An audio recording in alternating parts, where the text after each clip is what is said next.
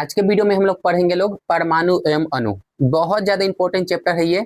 ठीक है, class 9th से लेकर आप लोग को आगे भी पेपर में एग्जाम के लिए बहुत ज्यादा इंपॉर्टेंट ये होता है। परमाणु अणु से क्वेश्चन पूछे जाते हैं, यौगिक से पूछे जाते हैं, इलेक्ट्रॉन प्रोटॉन न्यूट्रॉन के खोजकर्ता कौन, ये सबसे क्वेश्चन पूछे जाते हैं। ठीक है, तो आज हम इसी चीज को डिस्कस करेंगे, पूरा एकदम डिटेल में डिस्कस करेंगे लोग। ये क्लास 9 का है, लेकिन आप लोग अगर पढ़ते हो लोग तो आप लोग को फ्यूचर में बहुत सारा काम आ सकता है।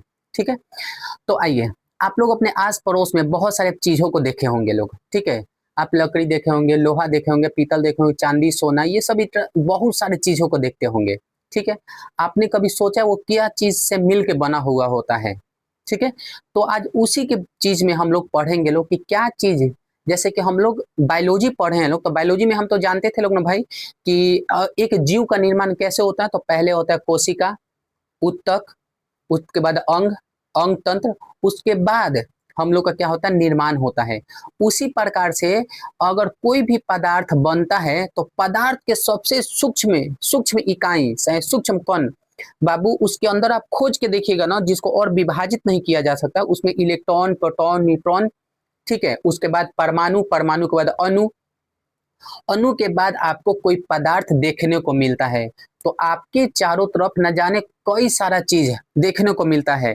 उन सब के अंदर आपको बहुत छोटे छोटे संरचनाएं देखने को मिलती होगी। ठीक है, वो सब किस चीज से मिलकर बने हैं? तो वो परमाणुओं से मिलकर बने हैं। और परमाणु इतने छोटे होते हैं, इतने छोटे होते हैं कि आप अपने आंखों से नहीं देख सकते।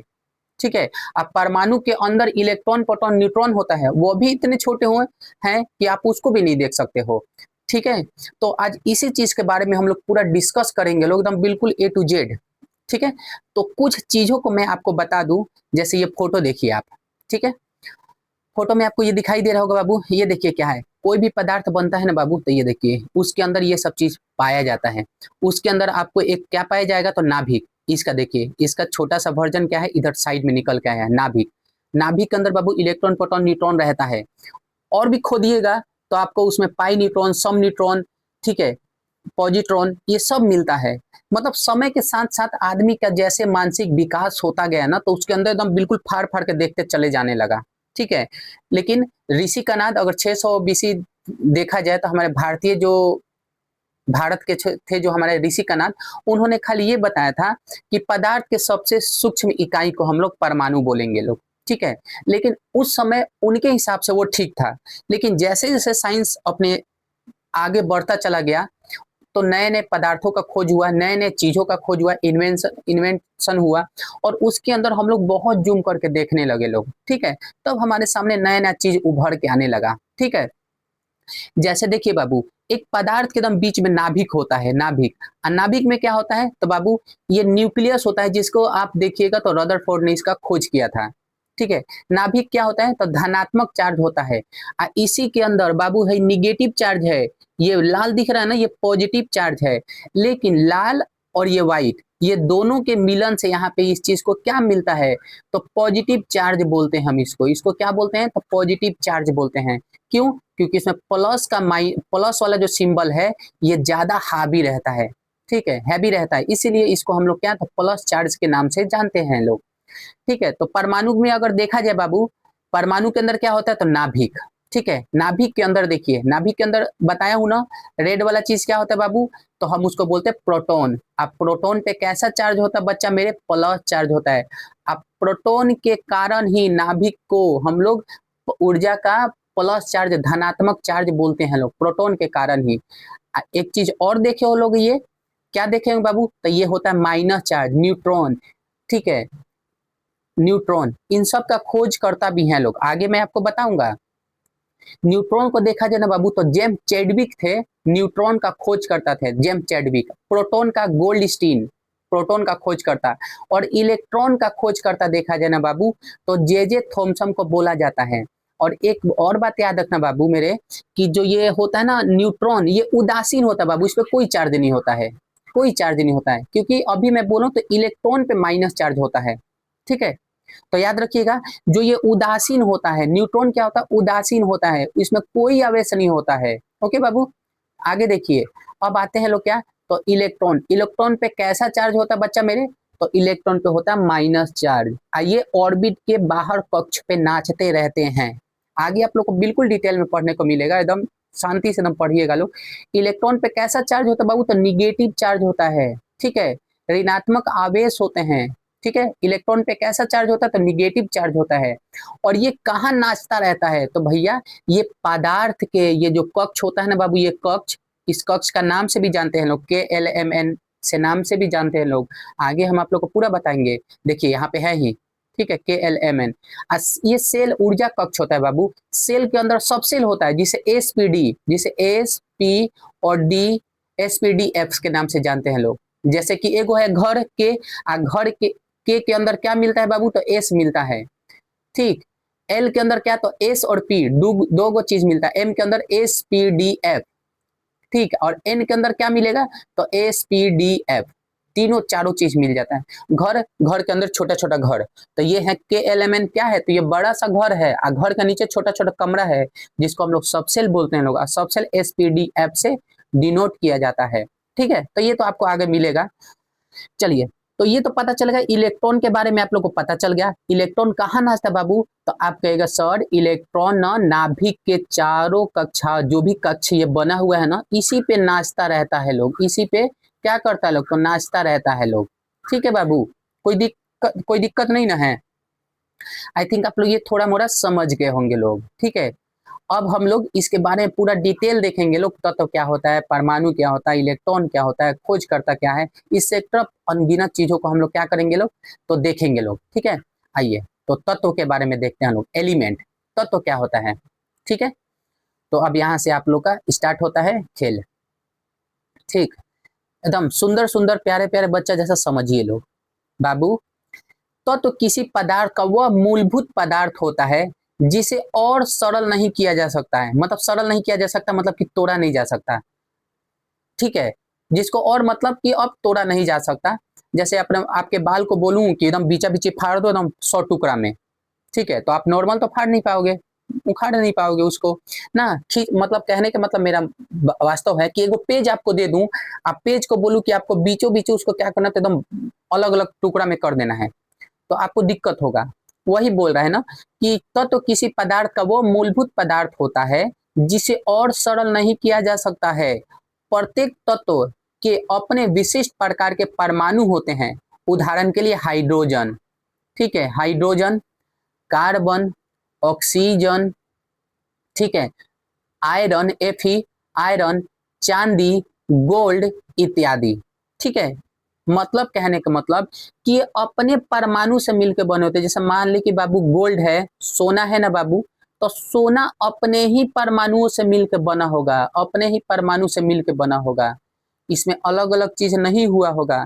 हाइड्रोजन है तो हाइड्रोजन का ही परमाणु मिलेगा, कार्बन है तो कार्बन का ही परमाणु मिलेगा, ऑक्सीजन है तो ऑक्सीजन का ही परमाणु से मिलकर बना होगा, आयरन है, लोहा है, तो अपने ही से मिलकर बना होगा, ठीक है। ये 26 पे आता है, याद रखिएगा, इसके परमाणु संख्या होता है। ये कार्बन का परमाणु संख्या 6 होता है, ऑक्सीजन का 8 होता है, ठीक है। ये सब थोड़ा सा याद रखिएगा लो। हाइड्रोजन 1 पे आता है। तो समझ में आया ना बाबू? अगर आपसे कोई पूछे कि अच्छा एक बात बताइए, लोहा किससे मिलकर बना है, तो कहेगा लोहा अपने ही परमाणुओं से मिलकर बना है। कार्बन किससे मिलकर बना है, तो कहेगा कार्बन अपने ही परमाणुओं से मिलकर बना है, ठीक है। कोई दिक्कत नहीं ना है। हाइड्रोजन किससे? हाइड्रोजन का आवारा तत्व भी बोला जाता है, ठीक है। याद रखना लोग, ये एक एकलौता ऐसा तत्व है ना बाबू जिसको आवारा कहा जाता है, ठीक है। और सबसे हल्का हाइड्रोजन और सबसे बड़ा यूरेनियम, सबसे बड़ा भारी तत्व अगर देखा जाए तो यूरेनियम बोला माना जाता है भी, मतलब आप लोग के अभी जो लेवल पे हैं वो लोग, ठीक है। चलिए, तो परमाणु आई थिंक समझ में आया। अब आपसे मैं बोलूं कि अच्छा एक बात बताइए कि लोहा किससे मिलकर बना होगा, तो आप कहेगा सर लोहा का परमाणु से मिलकर बना होगा, ठीक है। ऑक्सीजन किससे मिलकर बना होगा, तो सर ऑक्सीजन अपने ही जैसे परमाणुओं से मिलकर बना होगा। कार्बन किससे बना होगा, तो सर अपने ही जैसे परमाणुओं से मिलकर बना होगा, ठीक है। परमाणु मिलके क्या बना होगा, अणु के बाद क्या हुआ होगा, कार्बन बना होगा, ठीक है, पदार्थ बना होगा, ठीक है। कोई दिक्कत नहीं आप लोग को। अब आते भैया परमाणु का, तो यहाँ पे वो मन से यहाँ पे परमाणु के बारे में समझे हैं लोग। तो परमाणु होता क्या है भाई, तो यहाँ पे देख लेंगे परमाणु होता क्या है, ठीक है। आइए, परमाणु किसी तत्व का वह अत्यंत सूक्ष्म कण है जिसे और विभाजित नहीं किया जा सकता।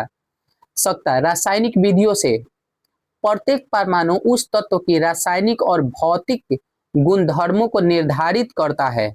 उदाहरण के लिए हाइड्रोजन का परमाणु H, ऑक्सीजन का परमाणु O और कार्बन का परमाणु C। ठीक है, एक बार और आप देख लीजिए परमाणु होता क्या है भाई। तो परमाणु वह सबसे सूक्ष्म, बहुत सूक्ष्म कण होता है जिसे और विभाजित नहीं किया जा सकता है। ये कौन बोला था बाबू? तो ऋषि कनाद बोले थे। ठीक है, क्योंकि उनके समय पे ज्यादा भी टेक्नोलॉजी नहीं था हमारे पास, लेकिन हम इसको परमाणु को और फाड़ चीर सकते हैं लोग। डाल्टन का भी आप नियम पढ़िएगा, आगे डाल्टन का भी नियम पढ़ाएंगे तो आप लोग को उसमें समझ में आएगा कि डाल्टन साहब भी, जॉन डाल्टन भी बोले थे 1803 में कि किसी पदार्थ का सबसे सूक्ष्म जो इकाई होगा उसको हम लोग परमाणु बोलेंगे लोग। ठीक है, अब परमाणु विभाज्य नहीं होता है, परमाणु को आप तोड़ नहीं सकते, बांट नहीं सकते अलग अलग चीजों में। ठीक है, उदाहरण के तौर पे मान लो कि मैं आपको गुड़ दे दूं तो गुड़ को दो भाग में काट सकते हो लोग ना, लेकिन मैं आपको एक क्या दे दूं, तो मान लीजिए कलम का एक छोटा सा नोकी दे दूं, ठीक है, गोली दे दूं, आप बोलो कि इसको 100 टुकड़ा में काट दो आप, तो आप कहेगा सर ये तो पॉसिबल ही नहीं है। ठीक है, लेकिन रासायनिक विधियों से हम लोग परमाणु को भी काट दिए थे लोग। अब परमाणु को काट के हम लोग निकाले थे लोग इलेक्ट्रॉन, प्रोटॉन, न्यूट्रॉन। अब फिर इलेक्ट्रॉन, प्रोटॉन, न्यूट्रॉन में से भी हम लोग बहुत सारे चीज को देखे थे लोग। ठीक है, रासायनिक अभिक्रिया द्वारा, रासायनिक विधियों द्वारा। ठीक है, तो परमाणु तो समझ में सर, परमाणु किसी तत्व का वह अत्यंत सूक्ष्म कण है जिसे और विभाजित नहीं किया जा सकता, जिसको और बांटा नहीं जा सकता रासायनिक विधियों से। प्रत्येक परमाणु उस तत्व की रासायनिक और भौतिक गुणधर्मों को निर्धारित करता है। उदाहरण के लिए हाइड्रोजन का परमाणु, ऑक्सीजन का परमाणु और कार्बन का परमाणु। ठीक है, तो आप लोग को परमाणु भी समझ में आया, परमाणु होता क्या है। अब परमाणु के बाद आते हैं लोग अणु के बारे में, यह भी बहुत ज्यादा इंपॉर्टेंट है भाई। अणु क्या होता है, तो आइए देखिए आप, अणु एक ही तत्व के या विभिन्न तत्वों के दो या दो से अधिक परमाणुओं का वह समूह होता है जो आपस में रासायनिक बंधन द्वारा जुड़े होते हैं। ठीक है, अणु कहलाते हैं। ठीक है, इन सब का बाबू देखना, ऑक्सीजन है ये O2। ठीक है, हाइड्रोजन O2, यहाँ पे नीचे लिखा जाता है परमाणु संख्या, लेकिन ये टाइपिंग गलत कर दिया है, H2O। ठीक है, कार्बन डाइऑक्साइड CO2। ठीक है, मैग्नीशियम क्लोराइड इस तरीके से नीचे रहता है। ठीक है, तो अणु में आप क्या समझे हैं बच्चा मेरे, कि एक ही तत्व के या विभिन्न तत्वों के दो या दो से अधिक परमाणुओं का वह समूह, याद रखिएगा लोग, परमाणु का वह समूह जो आपस में रासायनिक बंधन द्वारा जुड़ा हो, अणु कहलाता है। रासायनिक बंधन द्वारा क्या हो, तो जुड़ा हो, उसी को क्या बोलते हैं हम लोग, तो अणु बोलते हैं। अणु किसी पदार्थ की सूक्ष्मतम इकाई होती है जो स्वतंत्र रूप से विद्यमान रहती है। उदाहरण के लिए ऑक्सीजन, हाइड्रोजन, नाइट्रोजन, ठीक है, H2O। ठीक है, ठीक, ये पानी हो जाता है, H2O पानी, कार्बन डाइऑक्साइड हो जाता है। ठीक है, और मैग्नीशियम क्लोराइड हो जाता है। ये आपस में परमाणुओं से मिलके नया यौगिक बनाता है लोग, अणु का निर्माण करता है लोग। और जब अणु बन जाएगा तो अणु बनेगा तो पदार्थ बन जाएगा। जैसे उदाहरण के लिए मैं बोलूँ आप लोग का पानी, तो पानी के बाबू देखा जाए तो H2O, हाइड्रोजन का 2 परमाणु, ऑक्सीजन का 1 परमाणु, ये दोनों मिलकर क्या बनाया है बाबू, तो पानी बना दिया। लेकिन हाइड्रोजन अलग एगो गैस है, ऑक्सीजन अलग एगो गैस है, दोनों के मिलन से क्या बना, तो पानी। पानी क्या है, तो गैस नहीं है, ये लिक्विड है। ठीक है, कोई दिक्कत नहीं ना आप लोग को। अब आइए बाबू कि बोलने के क्रम में तो हम अणु के बाद हम लोग क्या बता दिए, तो यौगिक। यौगिक क्या होता है, तो बाबू जैसे कार्बन डाइऑक्साइड यौगिक होता है, पानी यौगिक होता है, हवा, ठीक है, ये सब क्या है, तो यौगिक है। अमोनिया यौगिक है, जो परमाणुओं से मिलके, अपने जैसे परमाणुओं से मिलकर एक नया चीज का निर्माण कर देता है, उसी को हम लोग क्या, तो यौगिक बोलते हैं लोग। ठीक है, इनके बारे में आइए थोड़ा सा पढ़ते हैं लोग यौगिक के बारे में। चलिए बाबू देखिए यौगिक क्या होता है, तो पदार्थ, चलिए चलिए यौगिक वे पदार्थ होते हैं जो दो या दो से अधिक अलग अलग तत्वों के परमाणुओं के साथ रासायनिक रूप से जुड़कर बनते हैं। मतलब कि बाबू अलग अलग पदार्थों से अलग अलग पदार्थों के अलग अलग पदार्थ के अणुओं से जुड़ के अलग अलग पदार्थ के अणुओं से जुड़ के क्या करता है लोग, तो ये रासायनिक रूप से जुड़ता है लोग, ठीक है, जिसे यौगिक के गुण उसकी बनावट और तत्वों के अनुपात पर निर्भर करता है। उदाहरण के लिए H2O, H2O, carbon dioxide CO2, ammonia NH3, ठीक है, मीथेन, ठीक है, CH4, ये होता है, ठीक है। ये सब क्या है बाबू, यौगिक है। यौगिक, पानी आपका क्या है, तो यौगिक है, ठीक है, अलग अलग चीजों से मिलकर बना है, अलग अलग विभिन्न विभिन्न पदार्थों के परमाणुओं से मिलकर बना है, उसी को बोलते हैं यौगिक, कंपाउंड। ओके, तो यौगिक वे पदार्थ होते हैं जो दो या दो से अधिक अलग अलग तत्वों के परमाणुओं के अलग अलग तत्वों का परमाणु, बाबू हाइड्रोजन अलग तत्व है, ऑक्सीजन अलग तत्व है, दोनों का मिलन हुआ, क्या निकला, पानी, ठीक है बाबू। कार्बन अलग तत्व है, ऑक्सीजन अलग तत्व है, ठीक है, दोनों का मिलन हुआ, कार्बन डाइऑक्साइड गैस बन गया, जो पेड़ पौधा के लिए बहुत ज्यादा जरूरी होता है, ठीक है, कोई दिक्कत नहीं। वैसे ही अमोनिया बना है, वैसे ही मीथेन बना है, ठीक है। तो आई थिंक यौगिक भी समझ में, यौगिक क्या होता है, तो अलग सर दो या दो से अधिक अलग अलग तत्वों के परमाणुओं के साथ रासायनिक रूप से जुड़े होता है लोग, रासायनिक रूप से जुड़ा होता है। आप ये नहीं, ऐसा नहीं कर सकते कि ए हवा इधर आओ, ए पानी इधर आओ, अब मिक्स कर दो। वो लोग अपने मन से मिलेगा लोग, रासायनिक अभिक्रिया के साथ मिलेगा लोग, ये नहीं कि अब दो चीज लिए और घोल दिए और सर यौगिक बन गया, तो ऐसा नहीं होना चाहिए। रासायनिक अभिक्रिया के साथ जुड़ा रहेगा लोग, रासायनिक रूप से जुड़ा रहेगा लोग, ठीक है, कोई दिक्कत नहीं आप लोग को, उसी को बोलते हैं यौगिक, कंपाउंड। अब बच्चा लोग, आप लोग को क्लास में भी हम बताए थे यौगिक के बारे में, ठीक, क्लास वाले बच्चे तो अच्छे से समझ पा रहे होंगे लोग। बाकी हम अपने हिसाब से पूरा कोशिश कर रहे हैं कि बच्चा लोग ये चैप्टर को समझे, क्योंकि बहुत ज्यादा जरूरी है, केमिस्ट्री फ्यूचर मतलब है जरूरी, आप लोग का जीवन भर ये काम आएगा। परमाणुओं की अवधारणा देखते हैं लोग, क्या क्या होता है, परमाणु की क्या क्या अवधारणा होती है। तो देख बाबू, परमाणु सभी चीज में होते हैं। चलिए, सभी द्रव्यों की रचनात्मक इकाई परमाणु होता है। दूसरे शब्दों में, जैसे जैसे किसी मकान की रचनात्मक इकाई ईंट से होती है। बाबू, एक मकान आपको बनाने के लिए, एक मकान आपको बनाना पड़ेगा, तो जाहिर सी बात है ना, उसमें बहुत सारा ईंट की जरूरत पड़ेगी, बहुत सारा क्या होगा, तो ईंट की जरूरत पड़ती है, तब ना कहीं जाके एगो मकान बनता है आपका। वैसे ही आपको बहुत सारे इसी प्रकार सभी पदार्थ की रचनात्मक इकाई परमाणु होते हैं। अगर मान लो कि आपके पास 1 kg गोल्ड है, तो 1 kg गोल्ड है, तो गोल्ड में कैसा कैसा परमाणु मिले होंगे, एकदम छोटा छोटा परमाणु हो गया, एकदम इतना छोटा छोटा जिसको आप देख नहीं सकते हो लोग। ये परमाणु मिल के एक 1 kg क्या बना होगा, तो गोल्ड बना होगा। इतना छोटा था, इतना छोटा था कि आप अपने आंखों से नहीं देख पाए होगे। अब वो मिलते मिलते क्या बना है, तो एक गोल्ड 1 kg आपका बना दिया है। जैसे कि गांव में आप जाइएगा, तो आप गांव में क्या कहीं भी आप जानते हो ना कि ईंट किससे बनता है बाबू, तो मिट्टी से बनता है, मिट्टी से बनता है। तो मिट्टी देखते हो आप, हाथ में टच करोगे तो आपके करोड़ों कण मिलेगा, परमाणु मिलेगा आपके हाथ में, गंदगी लगे रहेगा। उसी को, चाहे बाहर का भी मिट्टी को आप घर बंद करके चले जाते हो, कुछ दिन बाद आते तो देखते हो ना कि मिट्टी मिट्टी आपके घर पे चद्दर उधर पे लग जाता है।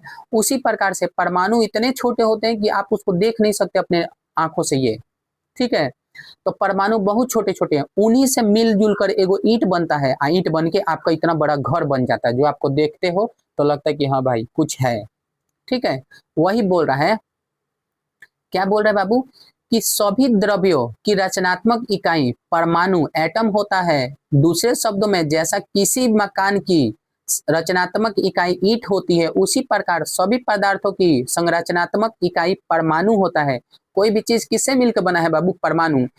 तो मान लो कि केमिस्ट्री में तो आप बोल दिए बाबू की परमाणु से मिलकर बना है, लेकिन मैं बोलूं कि आप लोग का शरीर, पेड़ पौधा, तो कहेगा सर वो तो सेल से मिलकर बना है, कोशिका से मिलकर बना है, ठीक है, कोई दिक्कत नहीं ना। वैसे ही परमाणु पदार्थ किससे मिलकर बना है, तो कहेगा सर पदार्थ परमाणु से मिलकर बना हुआ है, ठीक है। तो पता चल गया ना कि परमाणु है, प्रत्येक पदार्थ उन परमाणुओं के समूहों से मिलकर बना होता है। आपके पास एगो ईंट है तो परमाणु से मिलकर बना है, आपके पास चांदी है परमाणु से मिलकर बना है, सोना है परमाणु से मिलकर बना है, लोहा है परमाणु से मिलकर बना है। समझ में आया? चलिए, थैंक यू।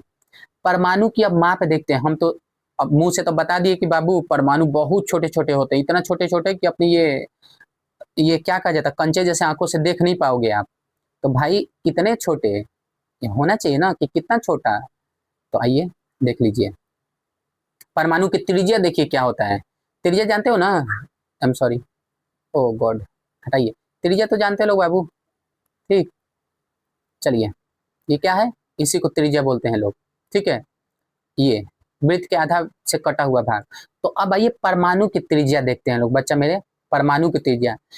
तो परमाणु की त्रिज्या बहुत छोटी होती है और इसे नैनोमीटर, एनएम, नैनोमीटर को एनएम में मापा जाता है। एक एनएम बराबर होता है 10 के पावर -9 मीटर, 10 के पावर -9 मीटर। समझ में आया? कोई आपको याद रखना है, बस जिंदा याद रखना है कि जिंदा याद ये रखना है कि 1 नैनोमीटर इक्वल टू होता है 10 के पावर -9 एमएन मीटर, ठीक है। 10 के पावर 9 माइनस में 9 मीटर होता है। और एक एम इक्वल टू देखो क्या होता है, एक मीटर इक्वल टू क्या हो जाए बाबू, तो बस इसका उल्टा कर दो, 10 के पावर 9 एनएम ये होता है। तो आपको ये दोनों पॉइंट एकदम सुंदर सुंदर याद होना चाहिए। आइए ये दो पॉइंट आपके समक्ष बच्चा मेरे याद होना चाहिए ये, ठीक है। कि परमाणु का त्रिज्या कितना होता है, तो सर ये अगर कोई पूछे आपसे कि एक एनएम इक्वल टू क्या होता था, क्या 10 के पावर -9 मीटर। और एक एम इक्वल टू क्या होता है, एक मीटर बराबर क्या होता है, 10 के पावर 9 एनएम, ठीक है, नैनोमीटर होता है। चलिए आई थिंक समझ में आया आप लोग को, आगे चलिए। अब आइए पदार्थ, ठीक है। पदार्थ के बारे में देखते हैं। तो आप अभी तो सीख ही गए बाबू पदार्थ कैसे बना होगा, एक पदार्थ। तो सर पदार्थ के सबसे सूक्ष्म, देखिए अब आपको इससे पहले भी आता है इलेक्ट्रॉन, प्रोटॉन, न्यूट्रॉन, लेकिन आप उतना भी मत चलिए। पदार्थ में सबसे पहले परमाणु, परमाणु के मिलन से अणु, अणु के बाद यौगिक, यौगिक के बाद पदार्थ। समझ में आया आपको, ठीक। ये तो था आपका एकदम बढ़ते क्रम में, पहले सबसे ये था आपके बढ़ते क्रम में परमाणु, परमाणु के बाद अणु, अणु के बाद यौगिक, यौगिक के बाद पदार्थ। घटते क्रम में पदार्थ, पदार्थ के बाद यौगिक, यौगिक के बाद अणु, अणु के बाद क्या हो जाएगा, तो आपका परमाणु। कोई दिक्कत नहीं होना चाहिए आपको, ठीक है। Atoms of element, molecules of atoms and compounds, उसके बाद आएगा आपका मैटर, ठीक है, पदार्थ। तो कोई पूछे तो आपको बताना पड़ेगा कि सर हाँ पदार्थ का निर्माण कैसे होता था, तो क्या सर बोलिएगा कि सर करोड़ों परमाणु का ढेर जब इकट्ठा होता है ना सर, तो अणु बनाता है। करोड़ों अरबों अणु मिलके क्या, तो उसके जैसा यौगिक बनाएगा। अब वो यौगिक डिसाइड करेगा कि पदार्थ क्या बनेगा, ठीक है। जिस प्रकार का अणु रहेगा, परमाणु रहेगा, उसी प्रकार का पदार्थ बनेगा। और पानी से आप ऐसा नहीं ना कि हाइड्रोजन और हाइड्रोजन ऑक्सीजन से तुम एक्सेप्ट करो कि लोहा बन जाए, ऐसा तो नहीं होगा, ठीक है। तो जिस प्रकार के परमाणु मिलेगा उस प्रकार के पदार्थ बनेगा, ठीक है। पानी, हाइड्रोजन ऑक्सीजन का मिलन होगा तो जाहिर सी बात है पानी मिलेगा। चलिए तो आज के लिए इतना ही रखते हैं लोग, कल के वीडियो में हम लोग इसके आगे पढ़ेंगे लोग बहुत सुंदर सुंदर। बाय।